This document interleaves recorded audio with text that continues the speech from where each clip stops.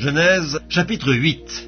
Dieu se souvint de Noé, de tous les animaux et de tout le bétail qui était avec lui dans l'arche. Et Dieu fit passer un vent sur la terre, et les eaux s'apaisèrent. Les sources de l'abîme et les écluses des cieux furent fermées, et la pluie ne tomba plus du ciel. Les eaux se retirèrent de dessus la terre, s'en allant et s'éloignant, et les eaux diminuèrent au bout de 150 jours. Le 7e mois, le 17e jour du mois, l'arche s'arrêta sur les montagnes d'Arara. Les eaux allèrent en diminuant jusqu'au 10e mois. Le 10e mois, le 1er jour du mois, apparurent les sommets des montagnes. Au bout de 40 jours, Noé ouvrit la fenêtre qu'il avait faite à l'arche. Il lâcha le corbeau, qui sortit, partant et revenant jusqu'à ce que les eaux eussent séché sur la terre. Il lâcha aussi la colombe pour voir si les eaux avaient diminué à la surface de la terre. Mais la colombe ne trouva aucun lieu pour poser la plante de son pied, et elle revint à lui dans l'arche, car il y avait des eaux à la surface de toute la terre. Il avança la main, la prit et la fit rentrer auprès de lui dans l'arche. Il attendit encore 7 autres jours, et il lâcha de nouveau la colombe hors de l'arche. La colombe revint à lui sur le soir, et voici une feuille d'olivier arrachée était dans son bec. Noé connut ainsi que les eaux avaient diminué sur la terre. Il attendit encore 7 autres jours, et il lâcha la colombe, mais elle ne revint plus à lui. L'an 601, le 1er mois, le 1er jour du mois, les eaux avaient séché sur la terre. Noé ôta la couverture de l'arche, il regarda, et voici la surface de la terre avait séché. Le 2e mois, le 27e jour du mois, la terre fut sèche. Alors Dieu parla à Noé en disant, « Sors de l'arche, toi et ta femme, tes fils et les femmes de tes fils avec toi. Fais sortir avec toi tous les animaux de toute chair qui sont avec toi, tant les oiseaux que le bétail et tous les reptiles qui rampent sur la terre, qu'ils se répandent sur la terre, qu'ils soient féconds et multiplient sur la terre. » Et Noé sortit avec ses fils, sa femme et les femmes de ses fils. Tous les animaux, tous les reptiles, tous les oiseaux, tout ce qui se meut sur la terre, selon leurs espèces, sortirent de l'arche. Noé bâtit un autel à l'Éternel, il prit de toutes les bêtes pures et de tous les oiseaux purs, et il offrit des holocaustes sur l'autel. L'Éternel sentit une odeur agréable, et l'Éternel dit en son cœur, « Je ne maudirai plus la terre à cause de l'homme, parce que les pensées du cœur de l'homme sont mauvaises dès sa jeunesse. Et je ne frapperai plus tout ce qui est vivant comme je l'ai fait. Tant que la terre subsistera, les semailles et la moisson, le froid et la chaleur, l'été et l'hiver, le jour et la nuit ne cesseront point. »